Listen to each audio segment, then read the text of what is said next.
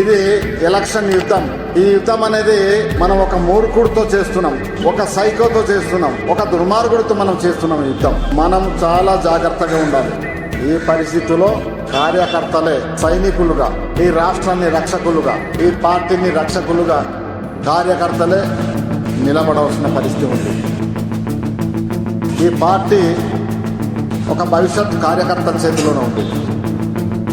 కాబట్టి ఇది ఆషామాషి యుద్ధం కాదు, మన పార్టీ భవిష్యత్తుకు సంబంధించిన యుద్ధం. కాబట్టి ప్రతి కార్యకర్త ఇది ఛాలెంజ్గా తీసుకోవాలి.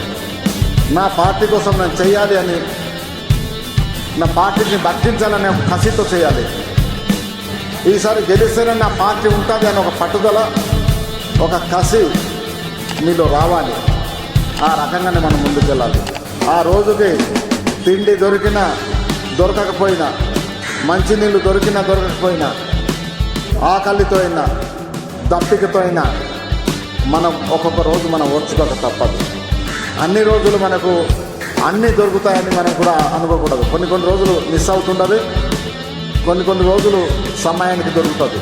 సమయానికి దొరకకపోయినా ఇది నా పార్టీ కోసము ఈరోజు ఆకలితో ఉన్నానని రేపు గర్వంగా మీరు చెప్పుకునే పరిస్థితి కూడా ఉంటుంది.